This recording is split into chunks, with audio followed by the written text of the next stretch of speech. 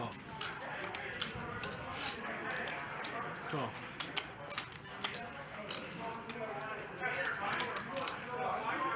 Bump it up. 9 large. Yeah, baby. JR's in the building. They're playing poker now. JR is relieved and happy. Relieved and happy. How else do I describe it? I mean, I'm not saying it's a bad description. It's just funny.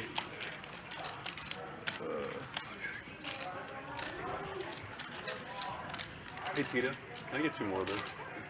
Thank you. I'll pay you 1K to drink 6 bottles of water and not pee until the end of the show. 1K? No. 50K maybe I'll consider. Rampage wants to see a flop with this beautiful of a hand. No, I thought you had something good. This hand for PokerNews.com from Hustler Casino Live starts off cautiously, passively, nicely enough. We have a raise under the gun from Bill to $1,400 at this 100, 200, 400 game, playing very deep stacked. Rampage calls from under the gun +2 with King, Queen of Spades, which is great. Prince Charles calls the pocket 2s, and the cutoff, sure. JR decides to get frisky on the button with Ace 10 of diamonds. He makes it $9,000. It's probably reasonable, probably viable. I would have most likely just called in the spot with Ace 10 suited, but look, if you want to re-raise, I think that is definitely fine. It is always a disaster when you get 4-bet by someone, but whatever. Ace 10 suited can certainly put in the 3-bet. We have a bunch of folds. Bill folds very correctly with the King Jack offsuit. Rampage, from out of position with King Queen of Spades, has a pretty reasonable call, and Prince Charles gets to set mine with the pocket 2s. Let's head to the flop. And Prince looking for a deck on the flop. No, I'll give you 1,400. Here we go. I think that bet was pretty fair. I was in a lot of pain. I mean, I knew I was going to win, but I was in a lot of pain. Check. It's a little something for Rampage, a little something for JR. Fair? 11 large.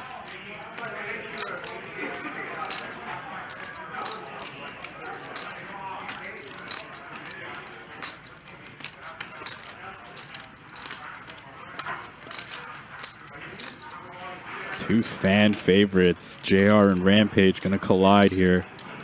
Rampage can't go anywhere just yet. He may decide to raise. Bring the heat. And that he does. Rampage with the moves. 35,000. And this puts JR in a predicament. They're very deep.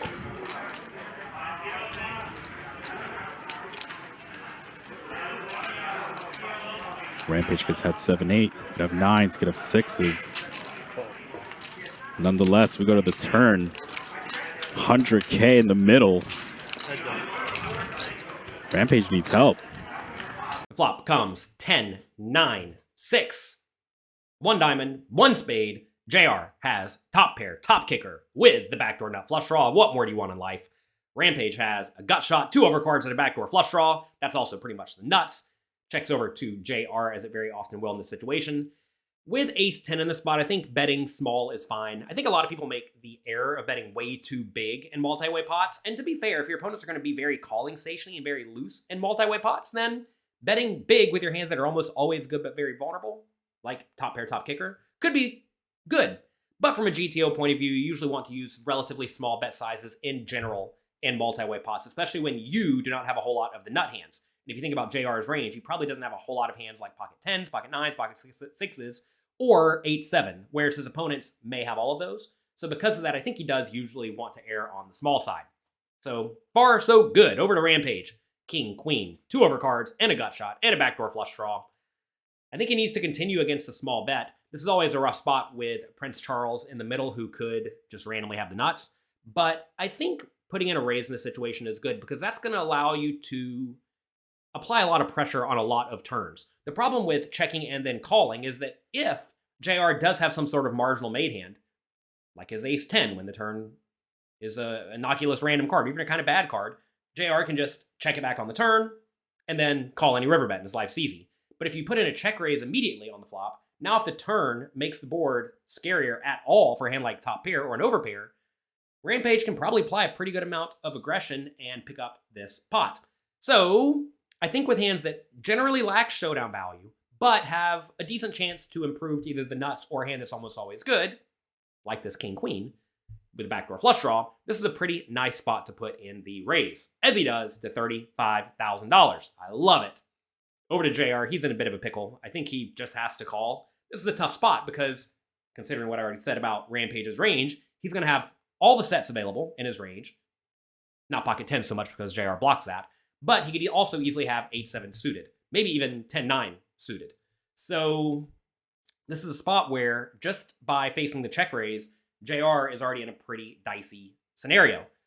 That said, you can't go around folding top pair, top kicker with a backdoor flush draw to Rampage Poker. So I think calling is the only good option. Now, you could conceivably put in a re-raise in this spot to something like $100,000 or $80,000 and then fold if Rampage shoves, but I actually hate that play because what's going to happen is that when you do get shoved on, sometimes Rampage is going to have a bluff, especially with an open-ended straight draw.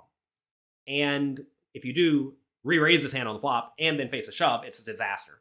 Also, if you re-raise and get called, you don't really know where you stand, and that's also going to lead to some pretty dicey spots.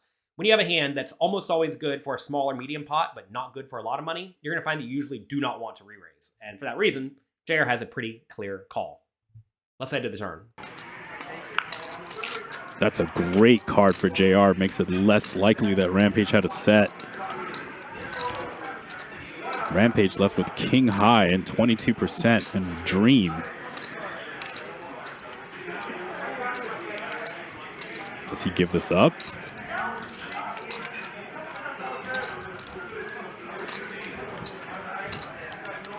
Nope. 33. 33,000. Comes with the block bet, third pot.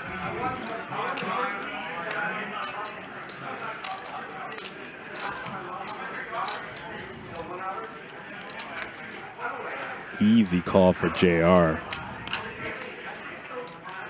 Is he gonna press it?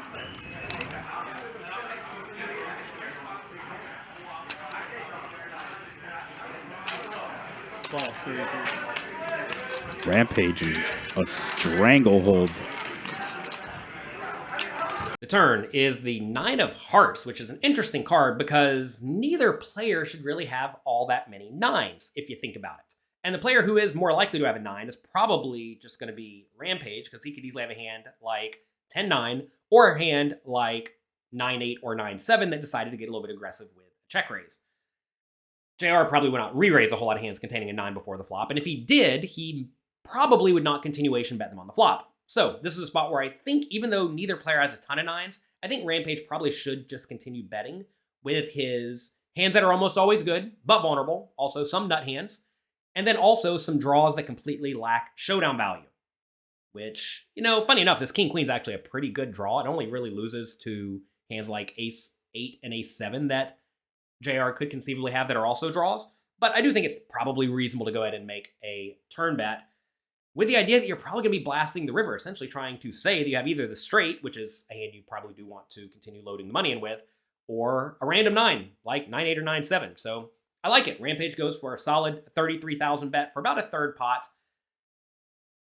I maybe would have sized it up a little bit bigger right now just so I could really load the money in on the river. In this situation, when JR does call, as he is going to do, the pot's going to go to 165,000 with about 200,000 remaining in stacks.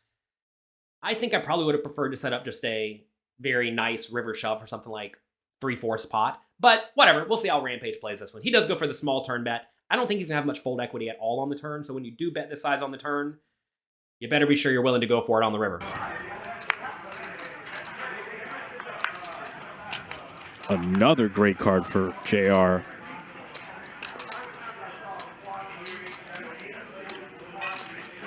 I don't think JR is going anywhere with this run out.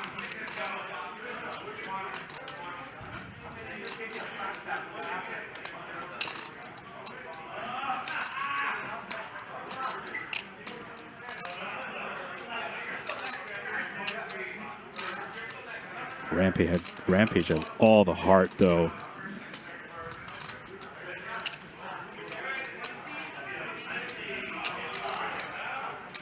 He's thinking about it. He's loading up. That's a big bet.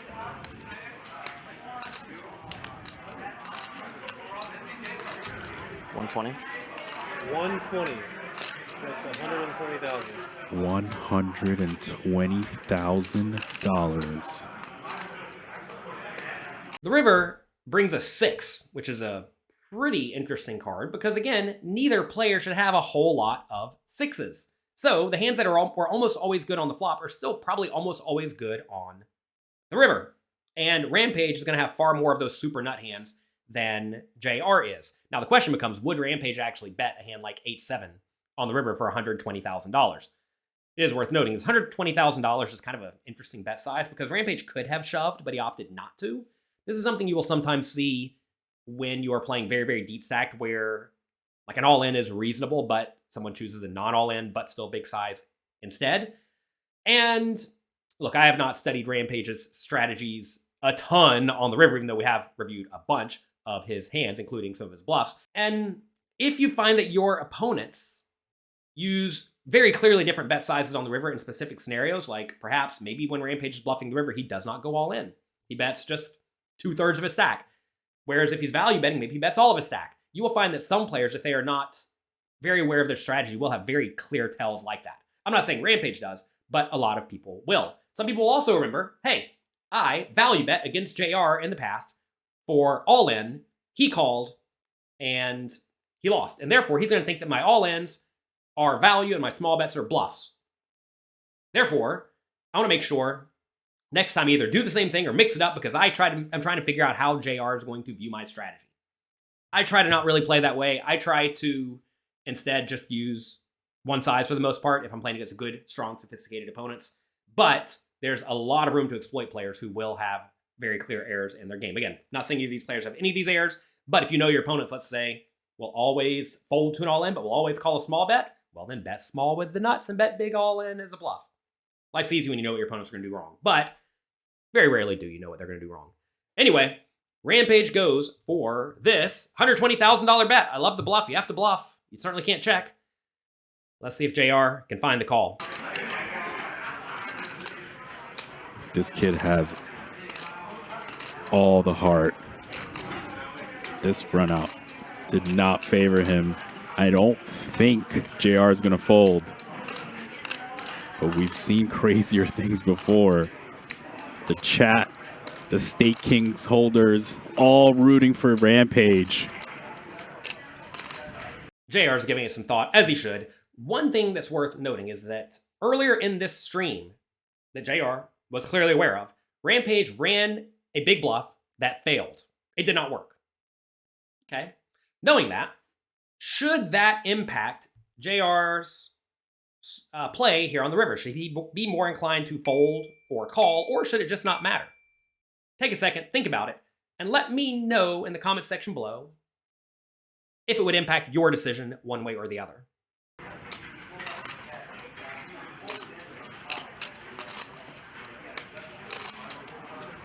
And he gets the fold!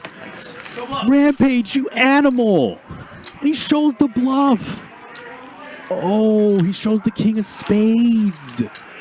88,000 in profit going to Rampage. He gets the fold. Kid has all the heart. 120,000 with king high. The chat is going crazy.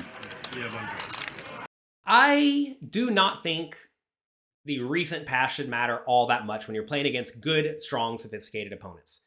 That said, if your opponents are afraid of looking dumb, or if they think that they bluffed before, therefore you're always going to call them next time, if either of those things are the case, perhaps they will be less inclined to bluff, which should make you more inclined to make a hero fold. But that's not Rampage Poker. He gets in there, he makes the plays he thinks are going to make money, and so I don't think it should impact JR's strategy whatsoever. That said, JR gives it some thought, he's in a rough spot, and he makes the laydown. Then Rampage so kindly shows him the bad news. Very, very nice pot for Rampage. He profits $88,000 in this hand and scoops up a nice pot. If you want to watch some more hands where Rampage gets in there and battles hard and runs a big bluff and another gigantic pot that's $150,000, we will have a link to that in the description below. That's going to be it for today. Good luck, have fun, make the most of your opportunities, and I hope all your gigantic bluffs get through.